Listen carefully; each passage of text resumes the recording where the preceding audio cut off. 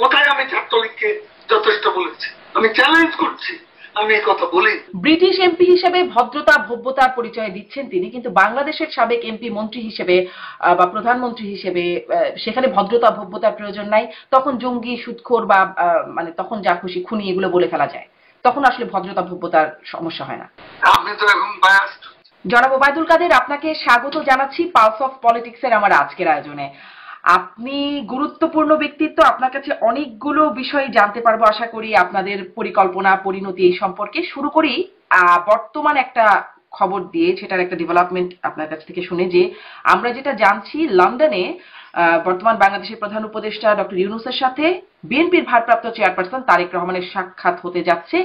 এটি আওয়ামী লীগের জন্য কেমন বার্তা? এবং এই সাক্ষাতে দুটো ফল হতে পারে। এক হতে পারে যে যেটা আশা করা হচ্ছে, সবাই আশা করছে, বাংলাদেশে বলছে যে সংকটের একটা সমাধান, অথবা এই দ্বন্দ্ব আরো বাড়তে পারে। কোনটার প্রভাব আপনাদের উপর কেমন, বা প্রভাব আছে কিনা? আলোচনা হতে পারে, but this is not our cup of tea. আমাদের এ নিয়ে কোনো মাথা ব্যথা নেই। আর তারা নিজেরা প্রথম থেকে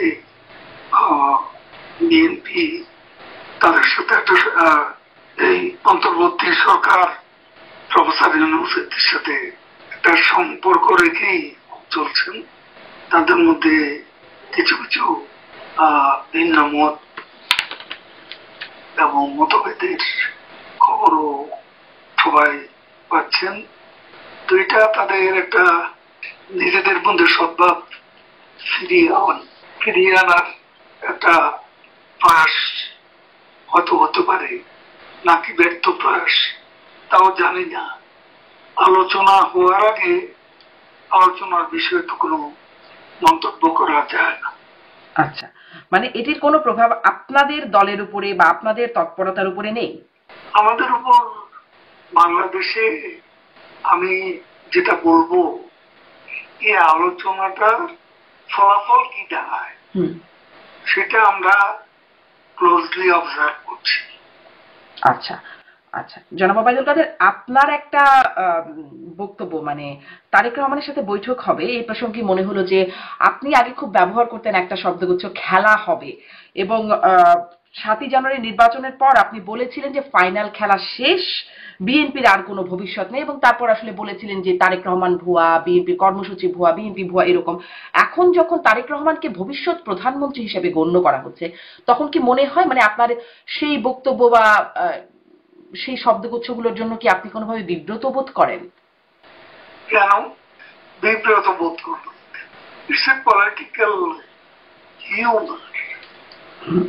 আপনি যে আজকে ভারতে পশ্চিমবঙ্গ বিধানসভা নির্বাচন আমরা দেখেছি যে এখানে পশ্চিমবঙ্গের মুখ্যমন্ত্রী, এমনকি ভারতের প্রধানমন্ত্রী তখন বিভিন্ন জনসভায়, নির্বাচনী সভায় খেলা হবে বলে মন্তব্য করেছেন।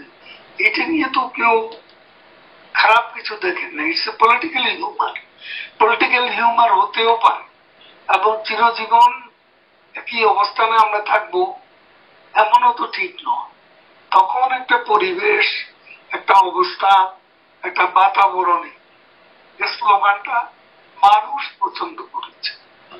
মানুষ যেটা পছন্দ করে সেটা বলতে অসুবিধা কোথায়? জি, এটি আপনি বলছেন একটা পলিটিক্যাল হিউমার, কিন্তু তাহলে ওইটি বিএনপির আর কোনো ভবিষ্যৎ নাই, এই ভবিষ্যৎবাণীটি খুব সঠিক না হলেও আপনি আপনার দলকে নিয়ে বা দলের নেতাকর্মীদের সম্পর্কেও বলেছিলেন। সেটি 2017 সালের এপ্রিলে চট্টগ্রামের একটা মহানগরের আওয়ামী লীগের একটা সভায়, প্রতিনিধি সভায় আপনি বলেছিলেন যে দেখুন, জি, বিএনপির ভবিষ্যৎ আছে কি নেই সেটা নির্ধারণ করার মালিক বাংলাদেশের জনগণ। এখানে একটা inclusive, free and fair election যদি হয়, তখন জনগণের সমর্থনে কারা কত আসন পায় সেটা তো নির্বাচন হলে তখনকার ব্যাপার। আর আমরা আওয়ামী লীগ আমাদের তো নিষিদ্ধ করে দিয়েছে, আমরা নিষিদ্ধ পার্টি। তো এখন এই নিষিদ্ধ পার্টি হিসেবে ইলেকশন কমিশনও আমাদের ইলেকশন করতে দেবেন। তো সেই অবস্থায় আমরা যদি নির্বাচন না করি তাহলে বাংলাদেশে বেশিরভাগ জনগোষ্ঠীকে নির্বাচন থেকে বিরত যে এই নির্বাচন হবে সেটা একেবারেই প্রহসনমূলক একটা নির্বাচন, প্রতারণামূলক একটা নির্বাচন। এই নির্বাচন দেশে বিদেশে কোথাও গ্রহণযোগ্য হবে না, বিশ্বাসযোগ্য। জি, জনাব ওবায়দুল কাদের, এই উপলব্ধিটা যখন বিএনপি কে নির্বাচনের আসে নাই আর কি, বিএনপি কে ছাড়া যখন নির্বাচনগুলো হয়ে গেছে তখন কি আপনাদের এই উপলব্ধি ছিল যে দেশে বিদেশে এটি প্রহসন বা প্রতারণের নির্বাচন হিসেবে গণ্য হবে? আমরা তো কখনো বিএনপি কে বাদ দিতে চাই। বিএনপি নির্বাচনে অংশ না সেটা তো আমাদের অপরাধ কোথায়। তারা নির্বাচনে অংশগ্রহণ করেন, এটা তাদের দলের সিদ্ধান্ত। কিন্তু বিএনপি নির্বাচন করতে পারে এমন তো আওয়ামী লীগ সরকারের পক্ষ থেকে বা তখনকার নির্বাচন কমিশন থেকে বিএনপি কে বাদ দিয়ে ইলেকশন হবে এমন কোন সিদ্ধান্ত তো ছিল না।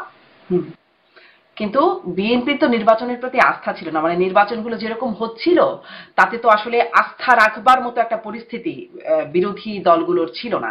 সেক্ষেত্রে নির্বাচন করলেই বা কি হতো, যেমনটা 18-তে হয়েছে। মানে বিএনপি কেন নির্বাচনে যাবে? ওরকম একটা পরিস্থিতি থেকে আপনারা এখন নির্বাচনে যেতেন যদি নির্বাচনে যাওয়ার মতো? বিএনপি তো সেই নির্বাচন তো আইনসিদ্ধ করেছে। প্রেসিডেন্ট নির্বাচনে আনা ভোট 114% ভোটও পড়েছিল। সেই নির্বাচন তো আইনসিদ্ধ। 2001 সালে দেখেছি আমরা সকাল 11টার আগে ভোট শেষ।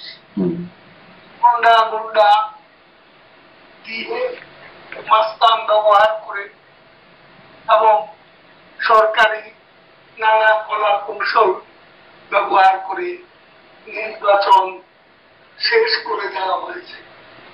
নির্বাচন যাকে বলে সে নির্বাচন হয়েছে আসলে বিএনপির আমলে প্রহসনমূলক নির্বাচন।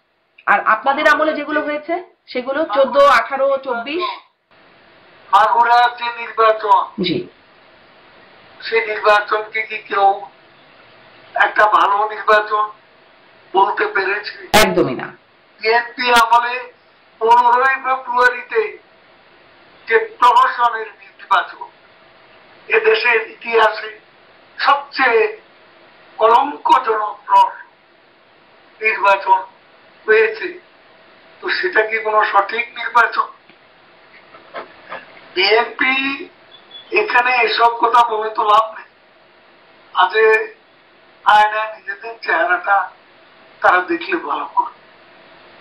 জি, আপনারা মানে এখন যেহেতু আপনাদের পতন হয়েছে, সরকার পতন হয়েছে, আপনারা কি আপনাদের চেহারা আয়নায় দেখছেন? মানে সেই মাগুরা নির্বাচন বা 15 ফেব্রুয়ারি নির্বাচন, তার অবশ্য আত্মবিশ্লেষণ আছে। হ্যাঁ, সেই আত্মবিশ্লেষণে নির্বাচনে কোনো সমস্যা আপনারা খুঁজে পান না? মানে আপনাদের কোনো দোষ ত্রুটি অপরাধ খুঁজে পান না? আছে। আমরা নিজেদের ভূমিকা কর্মকাণ্ডের মূল্যায়ন অবশ্যই আমরা করছি। জি, সেই মূল্যায়নের মধ্যে কি নির্বাচনে আপনাদের কি অবস্থা বা আপনারা কিভাবে নির্বাচনগুলো করেছেন, 3টি বিতর্কিত নির্বাচন, সেটি নিয়ে আপনারা মূল্যায়ন করছেন না? সব করছি, কিন্তু আমি যেগুলো বলছি সেগুলো কি আপনার ভালো লাগছে না? সেগুলো বাস্তবতা। আপনি আরেকটা বাস্তবতার কথা বলছেন, অতীতের কথা বলছেন। তো এখন আপনি অন্যকে দোষ দেবেন, আপনি নিজে ভালো থাকলে তো আরেকজনকে দোষ দিতে পারেন। আপনার নিজেরই তো গোলমেলে অবস্থা, আপনারা নিজেরাই তো নির্বাচন করেছেন গণবিরোধী নির্বাচন, প্রহসনমূলক নির্বাচন। তারপরও আমি এই মুহূর্তে আমি কাউকে অপবাদ দিতে চাই না।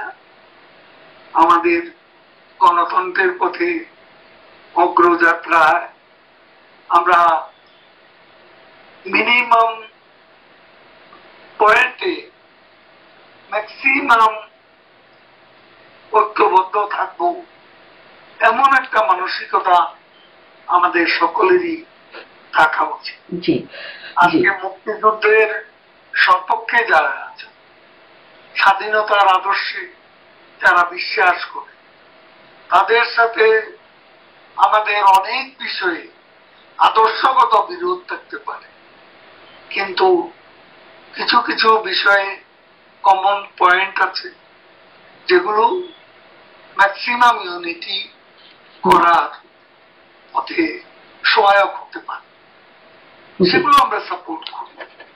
জি, এই ম্যাক্সিমাম ইউনিটিটা কার সাথে? নির্বাচন প্রসঙ্গটা আরেকটু রয়ে গেল, কিন্তু ম্যাক্সিমাম ইউনিটিটা আপনারা কার সাথে বলছেন? ইউনিটিটা যারা আসতে চায়, যা আমি তো বললাম, মুক্তিযুদ্ধের মূল্যবোধ, স্বাধীনতার আদর্শ। মুক্তিযুদ্ধের মূল্যবোধ, স্বাধীনতার আদর্শে তো এর আগেও আপনাদের জোট ছিল, মানে তার বাইরে কিছু মিন করছেন?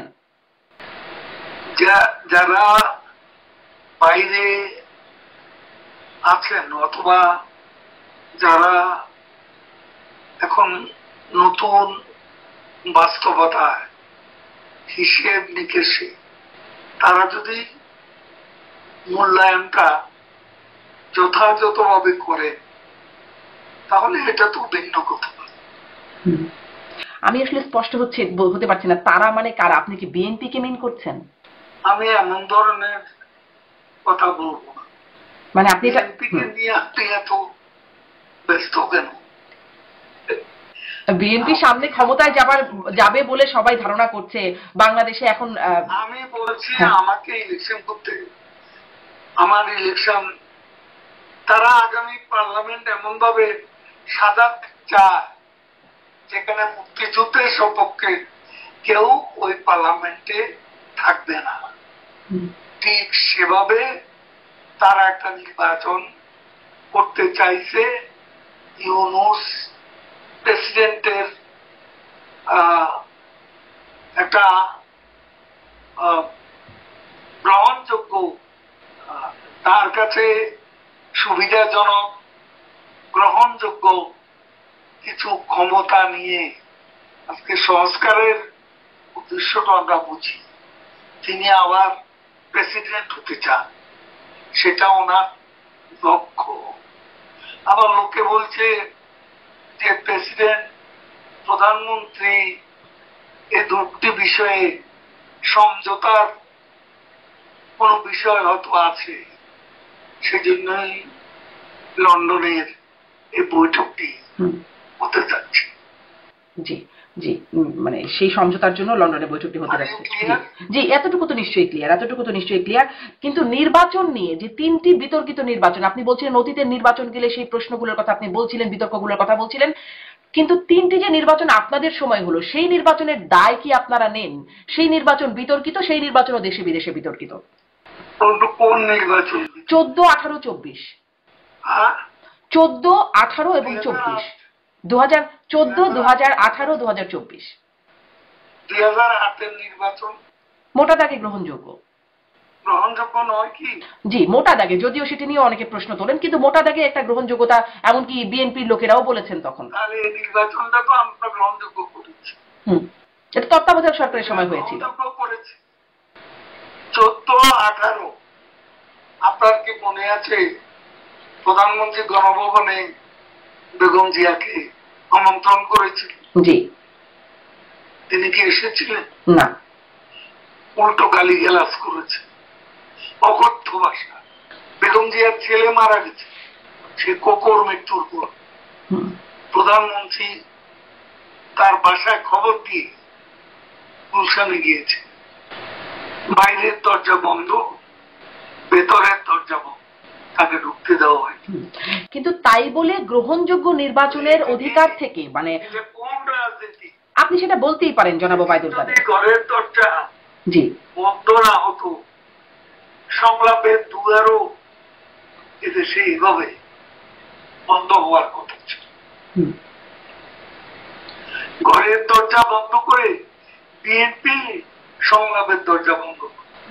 জি, এবং তারপর তারা আপনারা আর সংলাপের দরজাটা খুললেন না, কিন্তু দোষটা জারি হোক। আপনি বলছেন বিএনপি, জি আপনি বলছেন আমাকে আপনার ঘরে ঢুকতে দিলেন না, আপনি আমাকে ঘরে ঢুকতে দিলেন না, সমবেদনা জানাতে দিলেন না, তো সেটা কি আমি বলবো না সেটা কি অসত্য? আর 2018 সালের নির্বাচন নিয়ে কথা বলতে পারেন, কিন্তু প্রমাণ তো যারা অভিযোগ করেন তারা কোনো প্রমাণ তো দিতে পারে। একটা পার্টিকুলার সংসদ এলাকা নির্বাচন যদি খারাপ নির্বাচন হোক, রাতের আধারে ভোটের কথা বল, আধারে ভোট কোথায় হয়েছে সেটা যদি প্রমাণ না থাকে, নির্বাচন কমিশনে যদি অভিযোগ না থাকে, আদালতে যদি অভিযোগ না থাকে, তাহলে আমি কি করে এটাকে মেনে নেব? জনাব ওবায়দুল কাদের সবগুলোই ছিল। আপনি যদি দেখেন গণমাধ্যমে এসেছে, বিবিসির গণমাধ্যমে এসেছে যে সকালবেলা গিয়ে ভোটের বাক্স ভরা দেখেছে। এই প্রতিবেদনটি বিবিসিতে এসেছে। আপনাদের মানে নির্বাচন কমিশনের ওয়েবসাইট থেকে নির্বাচন, জনাব ওবায়দুল কাদের একটু বলি, এই অভিযোগগুলো আপনারা যেহেতু পান না একটু বলি, এটি মানে নির্বাচন কমিশনের ওয়েবসাইটে যে ফলাফল, পূর্ণাঙ্গ ফলাফল, সেখানে দেখা গেছে 213টি কেন্দ্রে শতভাগ ভোট পড়েছে, 96 থেকে 100% ভোট পড়েছে 1418টি কেন্দ্রে, 586টি কেন্দ্রে সবগুলো ভোট পড়েছে নৌকা প্রতীকে, অন্য প্রতীকে কোনো ভোট পড়ে নাই, যেটিকে আসলে তৎকালীন যে প্রধান নির্বাচন কমিশনার নুরুল হুদা তিনিও এটিকে স্বাভাবিক নয় বলে মন্তব্য করেছিলেন। নির্বাচনে কি হয়েছে, কত ভোট পড়েছে, কত আসনে ভোট হয়েছে, কত বিনা প্রতিদ্বন্দ্বিতা হয়েছে, সেটা নিয়ে তো আপনার কোন নির্বাচনে বিশেষ আপনি করতে অক্ষম। কোন নির্বাচনে? আচ্ছা, 15ই ফেব্রুয়ারি নির্বাচনের একটা ফল তো তারপরে বিএনপি ভোগ করেছে, তার জন্য তো অনেক সমালোচনা বিএনপির আছেই, কিন্তু যেই নির্বাচনগুলোর কারণে পরবর্তীতে মানে একটার পর একটা নির্বাচন, 14, 18, 24, একটার পর একটা নির্বাচনে মানুষ যে তার মানে প্রাপ্য ভোটাধিকার থেকে বঞ্চিত হচ্ছিল, এর দায় কি আপনারা নেবেন কিনা? 15ই ফেব্রুয়ারির দায় বহুবার বিএনপিকে দেওয়া হয়েছে। এটা কোনো অভিযোগ তো ছিল না, বিএনপিকে দেয়া হয়েছে, বিএনপি কি দায় স্বীকার করেছে? তাহলে আমাকে কেন বলছেন দায় স্বীকার? মানে বিএনপি যা করবে আপনারাও তাই করবেন? অবশ্যই আছে, হ্যাঁ, সেটা সময় মতো আমরা প্রকাশ করব। কিন্তু মানুষ আসলে মানুষের, আপনারা জনগণের রাজনীতি করেন, জনগণ, আমরা জনগণের রাজনীতি করি, যা বলবো জনগণকে, আচ্ছা সেটা দেশের মাটিতে বলবো, আচ্ছা সময় আসলে বলবো। আমরা তো এখন কোথাও দাঁড়াতেই পারি। তার মানে এটা স্পষ্ট হলাম যে আপনারা এই 3টি নির্বাচনে আপনারা কোনো দায় এখন পর্যন্ত স্বীকার করছেন না, ভবিষ্যতে স্বীকার করবেন কিনা সেটা আপনারা চিন্তা করবেন। এটাই কি সামারি? আমি এ ধরনের কথা বলি, আমাকে একটু সামারি বলবেন যে আপনারা 3টি নির্বাচনের দায় স্বীকার করেন না? মূল্যায়ন আছে, হ্যাঁ, সেটা সময় মতো আমরা বলব। আচ্ছা, সময়, দেশের মাটিতে রাজনীতি করে দেশের জনগণের জন্য, জনগণের কাছে কোনো ভুল স্বীকার করতে আমাদের কোনো এ ব্যাপারে কোনো প্রকার অস্বীকৃতি থাকবে।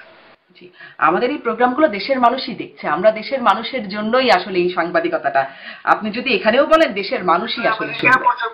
হ্যাঁ, আমেরিকায় বসে কি ক্ষমা চাইবে বাংলাদেশের জনগণের কাছে? সমস্যা কি? মানে ক্ষমা চাওয়ার মতো অবস্থা থাকলে সমস্যা কি? বার্তাটা তো বাংলাদেশের জনগণের কাছেই পৌঁছাচ্ছে। না, আমি আমার দেশের কি, আমার দেশের জনগণের কাছে আমি বলবো। আচ্ছা, স্পষ্ট। আপনি জি স্পষ্ট। আপনি আমি পরের প্রশ্নে যাই, যে প্রশ্ন থেকে আপনি সরাতে তো পারবেন না। আচ্ছা ঠিক আছে, আমি এখন নিজেই সরে যাই।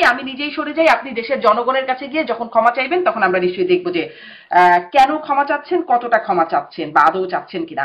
আপনারা দেশে যাবেন সাথে সাথে, হ্যাঁ, একটা রাজনৈতিক দল হিসাবে অন্য যারা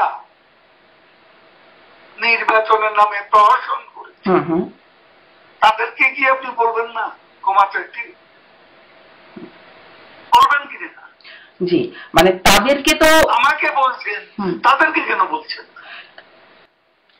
তাদেরকে কেন বলছেন? তাদেরকে তো না না না, সাহস কেন থাকবে না? তাদেরকে তো এতদিন ধরে বলেই এসেছেন, আপনারা তো বলেই এসেছেন, আমরাও জিজ্ঞাসা করেছি যে আপনারা নিজেরা যেটা করতে পারেন নাই, আপনারা নিজেরা তত্ত্বাবধায়ক সরকার দিতে চান নাই, এখন নিজেরা কেন চান? এই প্রশ্নগুলো তো আমরা বারবার তখনও করেছি। এখন আপনাদেরকে তো এই জবাবগুলো দিতে হবে যে 3টি নির্বাচন আসলে আপনারা কি করলেন। যাই হোক, এটা আপনি বলেছেন, আপনি দেশে দেশে ফিরে ক্ষমা চাইবেন।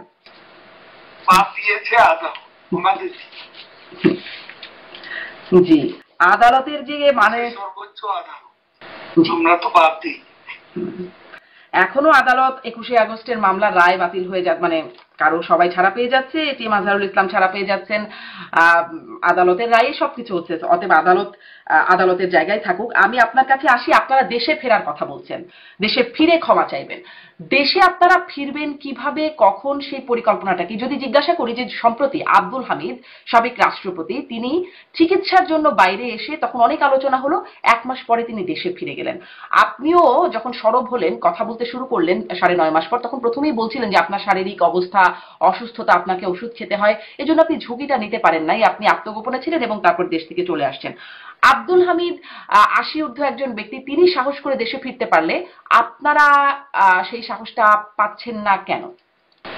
জানাবো। আপনি ইউনূস সরকারের পক্ষ থেকে আপনি কি কোনো গ্যারান্টি দিতে পারবেন যে আমরা আব্দুল হামিদের মতো ফিরে যেতে পারবো নিরাপদে? পারবেন? আমি তো পারবো না। আব্দুল হামিদ কি সেই গ্যারান্টিটা পেয়েছিলেন? যা পারবেন না তা বলেন।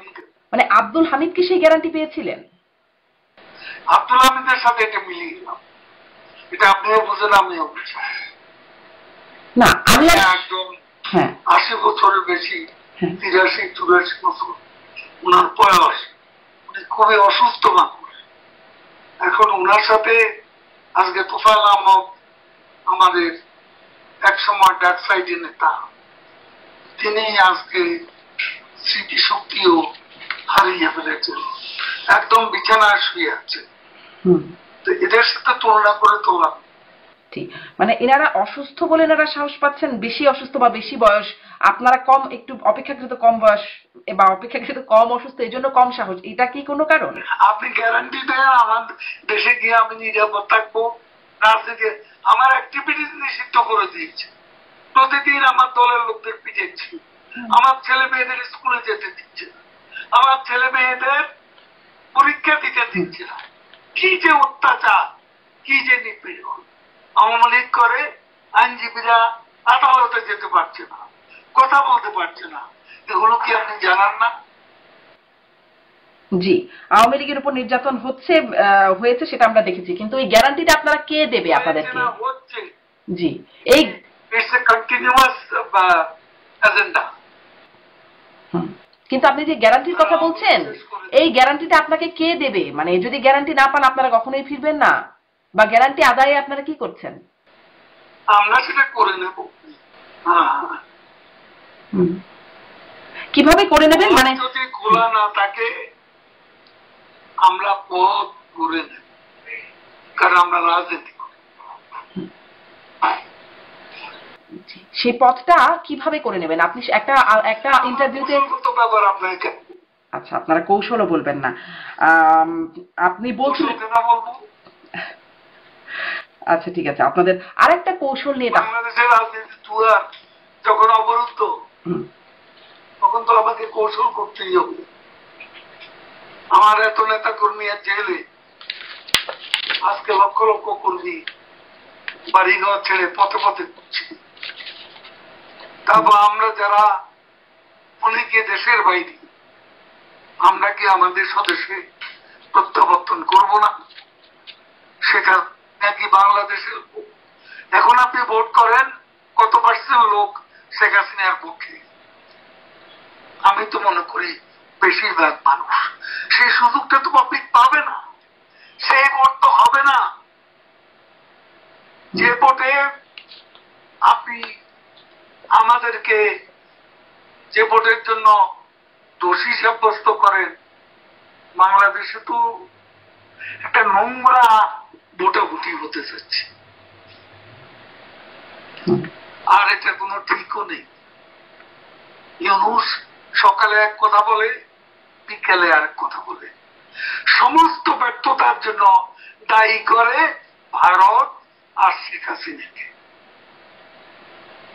আর কোন দায়ী কিছু নেই। শেখ হাসিনাই একমাত্র দোষী, ভারতই একমাত্র দোষী। এটাই তাদের অপপ্রচার। তো এখন রাখি না, আরেকটু কথা আছে। আপনি কৌশলের কথা বলছিলেন, আমরা দেখলাম সম্প্রতি ডক্টর ইউনূসের যুক্তরাজ্য সফর নিয়ে একটু কথা বলি, যে সেখানে আমরা দেখলাম টিউলিপ সিদ্দিকী, তিনি শেখ হাসিনার ভাগ্নি শেখ রেহানার মেয়ে, তিনি ডক্টর ইউনূসের কাছে একটা চিঠি লিখেছেন তার সাক্ষাৎ প্রত্যাশা করে, যেখানে তিনি তার বেশ প্রশংসা করছেন, তার ভূমিকাকে ঐতিহাসিক ভূমিকাতে তিনি অনুপ্রাণিত, জনকল্যাণে তার ভূমিকার কথা স্বীকৃতি করছেন, মানে এরকম বেশ প্রশংসা করে একটা চিঠি লিখেছেন। অন্যদিকে সাবেক প্রধানমন্ত্রী শেখ হাসিনার পুত্র সজীব অজিত জয় তিনি ফেসবুকে একটি পোস্ট শেয়ার করেছেন যে কেন ব্রিটিশ প্রধানমন্ত্রীর ডক্টর ইউনূসের সাথে দেখা করা উচিত না, তিনি নানান কারণে নেতিবাচক ভূমিকা, আওয়ামী লীগকে নির্যাতন, মানবাধিকার লঙ্ঘনের ঘটনা, এই বিষয়গুলোকে উল্লেখ করে। আছে তো, কিন্তু আমার কথা হচ্ছে যে দুটি বিষয় সাংঘর্ষিক হয়ে গেল না। না, ইলেক্টেড গভর্নমেন্ট না, কনস্টিটিউশনাল গভর্নমেন্ট। তাহলে এখানে সমালোচনা করে সজীব অজিত জয় কি ভুল করেছে? মানে তাহলে এই দুটো তাকে একেবারে বিনে অপরাধে তার উপর একটা শাস্তি চাপিয়ে দেওয়া হচ্ছে, এবং ইউনূস নিজে ব্যক্তিগতভাবে বঙ্গবন্ধু পরিবারের বিরুদ্ধে টিউলিপ সিদ্দিকী এবং সাইমন ওয়াজির পুতুল, আজকে তিনি আঞ্চলিক ডিরেক্টর ওয়ার্ল্ড হেলথ অর্গানাইজেশনের সে প্রতিষ্ঠানের কাছে চিঠি দিয়ে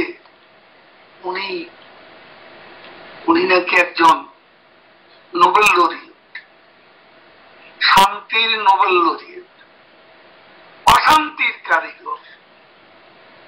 তিনি হচ্ছেন শান্তির নোবেল বিজয়ী। জি জি, আপনারা ডক্টর ইউনূসের সমালোচনা করতেই পারেন, কিন্তু আমার প্রশ্নটা হচ্ছে যে বঙ্গবন্ধু পরিবারের কথা বলছেন, পরিবারের দুই সদস্য টিউলিপ সিদ্দিকী প্রশংসা করে সাক্ষাৎ চাইছেন, আর সজীব অজিত জয় তিনি সাক্ষাৎ না করে, সমালোচনা করে সাক্ষাৎ যেন না দেন ব্রিটিশ প্রধানমন্ত্রী, সেজন্য বলছেন। মানে দুটিতে সম্পূর্ণ বিপরীত অবস্থান। আপনি কৌশলের কথা বলছিলেন। আমরা তো বলবো আনইলেক্টেড, আনকনস্টিটিউশনাল। বাংলাদেশে একটা জঙ্গিবাদী উত্থানের বিস্ফোরণের নায়ক, তাকে একটা ইলেকটেড গভর্নমেন্ট কেন সেই সুযোগটা দেবে?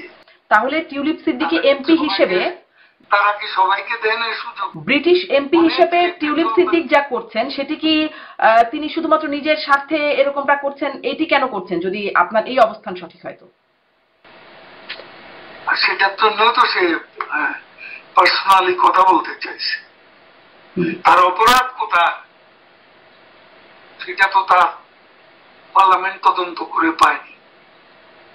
এখন ইউনূস সাহেব কোথায় পেলেন সেটা তো মানে সজীব অজিত জয় যেখানে, বা আপনারা যেখানে বলছেন জঙ্গি, মানবাধিকার লঙ্ঘনের কথা বলছেন, সেখানে টিউলিপ সিদ্দিকী ঐতিহাসিক ভূমিকায় অনুপ্রাণিত হচ্ছেন, তার প্রশংসা করছেন। মানে এটি কেমন হয়ে গেল বিষয়টা? দেখুন, আমি তার চিঠিটা দেখিনি, পড়িও। যে কোনো কিছু বলার, কারো কাছে একটা চিঠি লেখারও মধ্যে ভদ্রতা, ভব্যতার ব্যাপার আছে। সেই ভদ্রতা, ভব্যতার ব্যাপার কি আপনাদের নাই?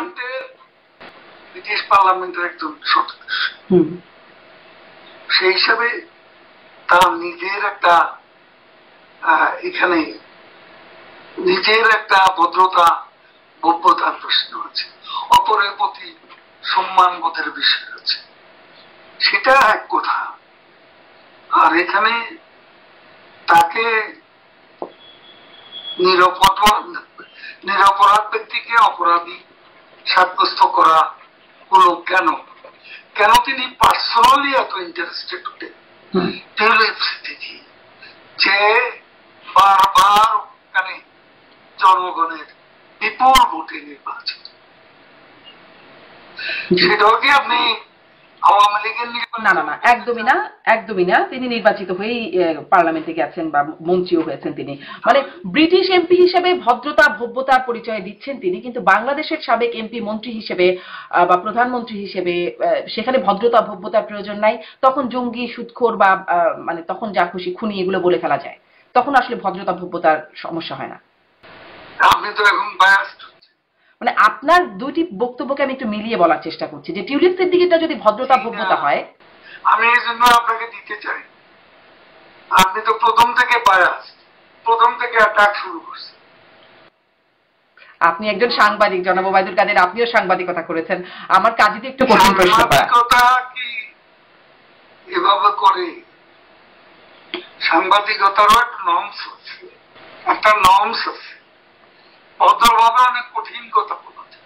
জি, আমি খুবই চেষ্টা করছি জনাব ওবায়দুল কাদের একটু ভদ্রভাবেই জিজ্ঞাসা করা যে টিউলিপ সিদ্দিকীরটা যদি আপনি ভদ্রতা ভব্যতা বলেন, যে ব্রিটিশ এমপি হিসেবে তার ভদ্রতা। You are losing your cool.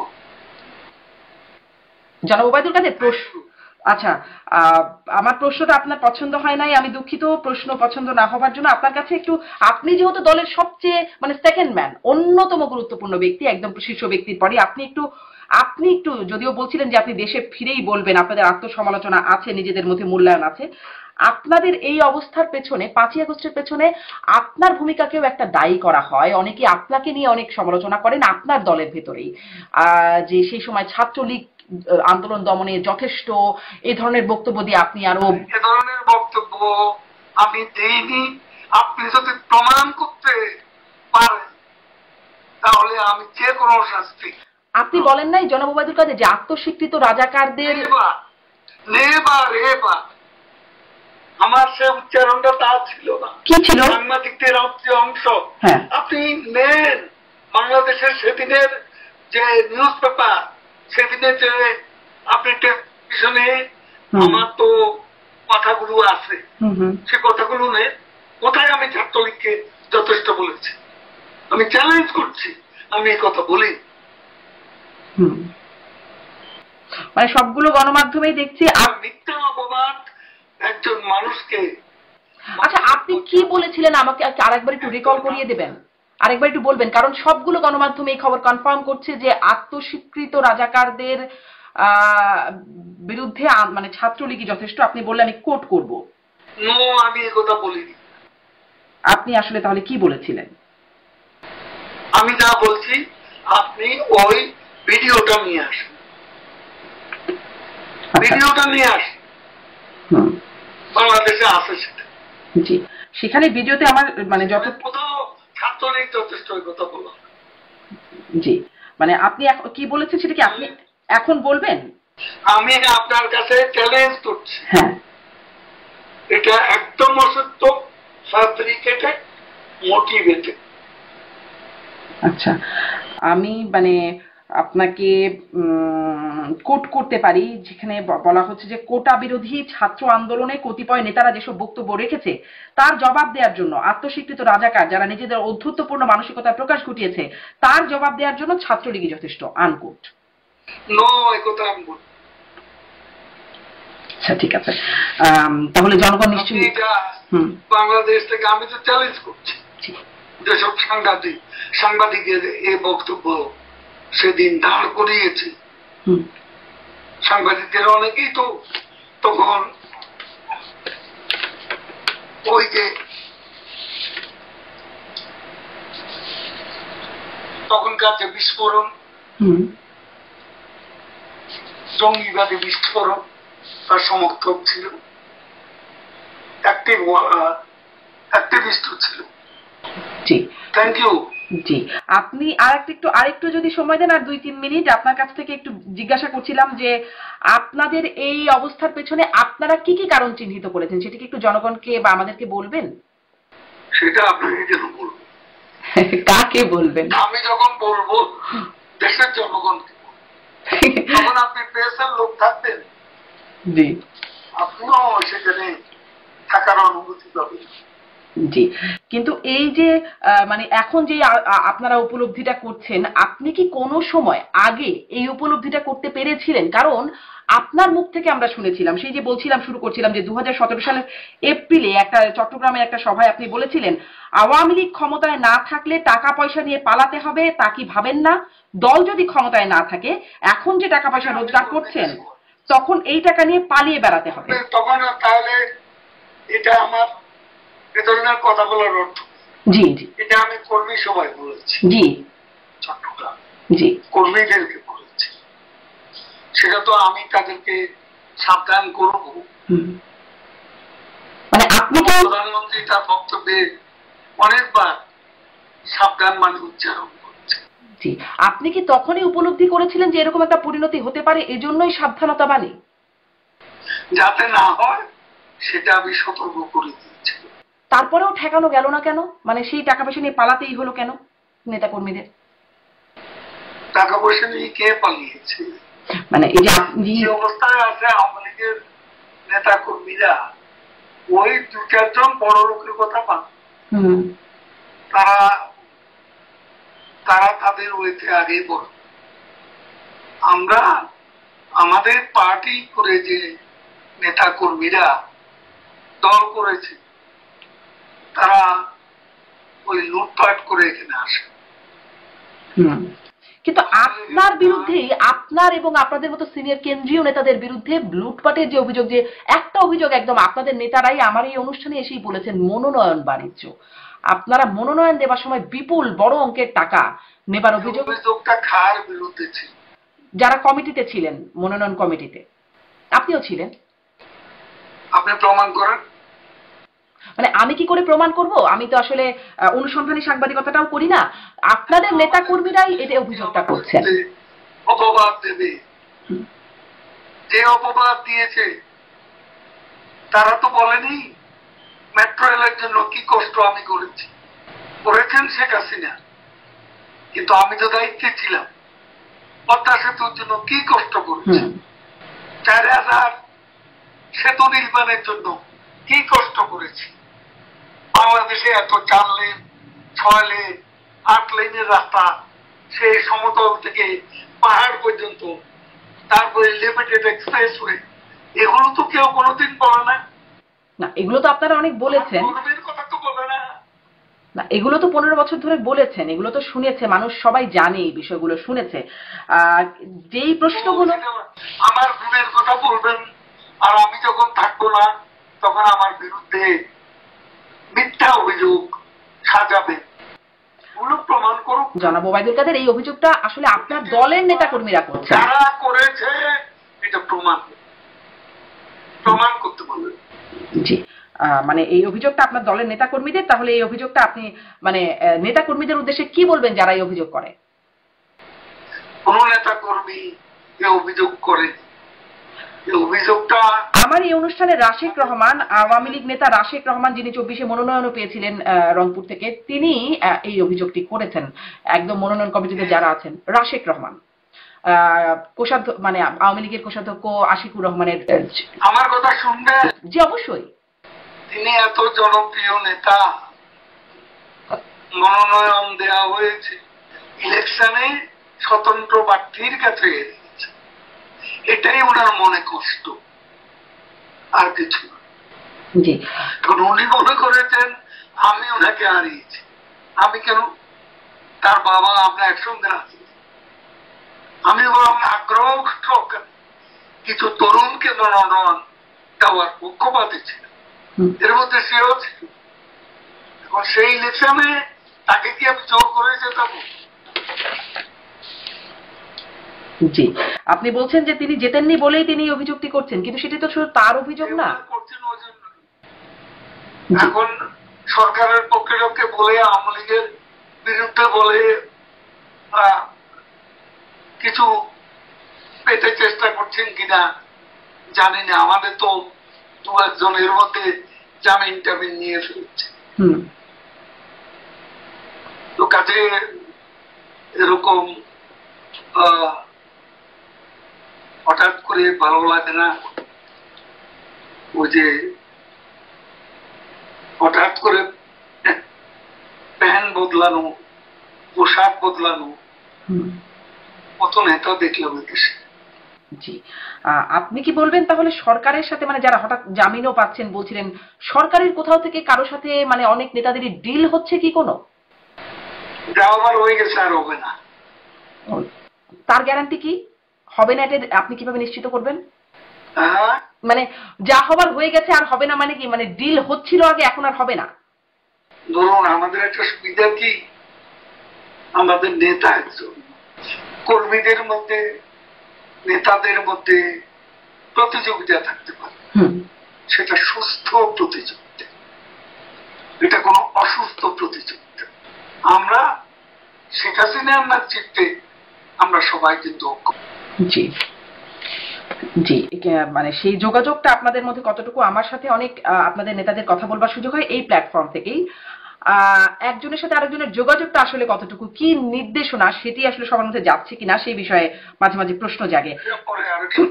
আপনাকে শেষ প্রশ্নটা করি, আপনি যখন মানে প্রকাশ্যে আসলেন, আপনি বলেছেন কি ভয়াবহ অভিজ্ঞতা আপনার হয়েছে, আপনাকে বাথরুমে লুকিয়ে থাকতে হয়েছে, আপনাকে আত্মগোপনে থাকতে হয়েছে দেশে 3 মাস, এবং তারপরে আপনি সুযোগ যখন পেয়েছেন তখন দেশ ছেড়ে এসেছেন, ভারতে পালিয়ে আশ্রয় নিয়েছেন। সেই বিষয়টা বুঝে আসছি, এ কথা আপনাকে কে বলবে? জি, ও সুযোগ বুঝে আসছি, এই শিক্ষা আপনাকে কে? আচ্ছা, তাহলে কিভাবে আসলেন? সুযোগ না পেলে আসলেন কি করে? কেন আপনাকে বলতে হবে? কিভাবে আপনাকে কেন? আচ্ছা আচ্ছা, আমাকে বলবেন না, ঠিক আছে। মানে বলেছেন তো অনেকটাই, এই জন্যই আপনাকে বলবো। জি, অনেক বলেছেন তো অনেকটাই, এই জন্যই আমি আসলে প্রশ্ন করছিলাম। কৌশলগত বিষয়টা এটা কি কোনো কৌশল যে এই সময় এসে আপনারা বলছেন যে কিভাবে আসলে আপনাদের ওই সময়টা কত ভয়াবহ অভিজ্ঞতার মধ্যে যেতে হয়েছে? আপনি বলার পর কথা নিচ্ছেন কেন? এত আকুতি, এত ইচ্ছা প্রকাশ করছেন কেন? মানুষ জানতে চায় জনাব ওবায়দুল কাদের। অখাদ্য মানুষের এত ডিমান্ড কেন আপনার কাছে? আপনি আওয়ামী লীগের সাধারণ সম্পাদক। তো যাকে আপনার কি সেটা তো মনে হয় না।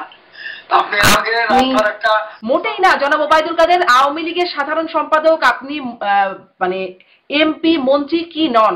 যার কারণেই তো আপনার কাছে এত প্রশ্ন, আপনার কাছে জানতে চাওয়া। রহিম করিম যদি মধুর কাছে এই প্রশ্ন না যে আপনি কেন আসলেন ভারতে, কেন ছিলেন দেশে, সব প্রশ্নের জবাব জি যথেষ্ট, এটা আপনি প্রমাণ করেন। আমি শুধু আপনাকে এটা। আচ্ছা, আমি চেষ্টা করব ভিডিও ফুটেজটা বের করতে। আমি অনেকগুলো গণমাধ্যমের লিংক দেখছিলাম, যে আমি কনফার্ম হচ্ছিলাম যে কোডটা যেন এতদিন পরে। দুঃখিত। আচ্ছা, আমি জোগাড় করলে পারলে আমি অনুষ্ঠানের সাথে লিংক দিয়ে দেবো, যদি আমি জোগাড়টা করতে পারি। আর পত্রিকার খবরের লিংকগুলো আপনিও দিতে পারবেন না, আমি জানি। আচ্ছা, সেটি হলেও মানুষ নিশ্চয়ই দেখবে যে এটি হয়নি, আসলে আপনি বলেননি সেটি। আমার তো আসলে জোর করে প্রমাণ করার কিছু নাই, যদি হয় তো হলো, না হলে নাই। সেটি আসলে মানুষ দেখবে যে কি হয়েছে, তখন কি বলেছেন, এখন কি বলছেন, মানুষ সেটি দেখবে। আপনার আমি 100 কথা বলবো। জি, তখন যা বলছি এখনো তা বলছেন। আমার কাছে আমি যে আমি আওয়ামী লীগের সেক্রেটারি, যে প্রতিদিন একবার দুবার কথা বলে সে মানুষ, আমি 9 মাস চুপ ছিলাম, কথা বলি। এটা খুব কঠিন নয় কি? নিশ্চয়ই। তো ঠিক আছে, থ্যাংক ইউ। না, আপনি সকালে এক কথা, আপনি মানে এক কথা বলেন, এক কথাই বলেন, একদিন আগে এক কথা পরে এক কথা না বলেন, মানে বলেন না, সেটা আপনি যেমন বলছিলেন। কিন্তু আপনি বলেছিলেন পালাবো না। কোথায় পালাবো? বাংলাদেশে জন্ম, বাংলাদেশেই থাকবো। এটা প্রথম করে বলেছি। এটা হচ্ছে পলিটিক্যাল হিউমার। আমি তো অস্বীকার করছি, পালাবো না। আমি তো পালিয়ে আসি, পালিয়েছি। এটাকে আপনি ব্যাখ্যা করেন। মানে এই যে আত্মগোপনে থাকা, তারপরে আমি যে কথাটা বলেছি সে কথা আমি অস্বীকার করছি। Political humour. বিএনপির মহাসচিবের সঙ্গে হিউমার করে এই কথাটা খেলা হবে, এটাও তো একটা হিউমার। আচ্ছা, মানে পালাবো না এটি আসলে কোনো মাহাত্ম্যপূর্ণ সেরকম কথা না, এটা একটা হিউমার ছিল। এখন অতএব ওই কথার সাথে বর্তমান পরিস্থিতি সাংঘর্ষিক নয়। অবশ্যই তখন ভঙ্গিটা কি ছিল, আপনি ভিডিওটা দেখেন। জি জি, আমি তো এসে বলছিলাম।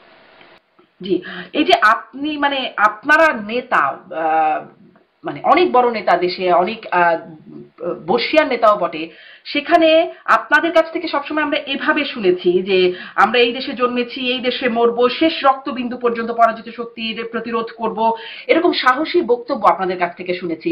তখন তারপরে যখন আপনারা এসে এই রকম বলছেন যে আমাদেরকে বাথরুমে পালিয়ে থাকতে হয়েছিল, জনতার হাতে মানে তুলে দেবে এই জন্য আপনাদেরকে ভয়ে থাকতে হয়েছে, তখন আসলে আপনাদের ভাবমূর্তির উপরে মানে এই যে বক্তব্যটা, ঘটনাটা আমরা জানি আসলে কি হয়েছে, কিন্তু এই বক্তব্যগুলোর জন্য কি আপনি মনে করেন ভাবমূর্তির উপর আপনার কোনো ইম্প্যাক্ট করে, প্রভাব ফেলে?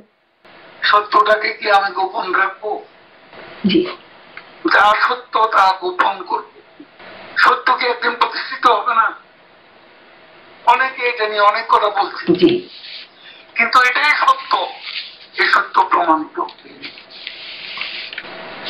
জি, আপনি সত্যের যারা সাক্ষী তারাও সাক্ষ্য দিবে। Thank you. এখন আর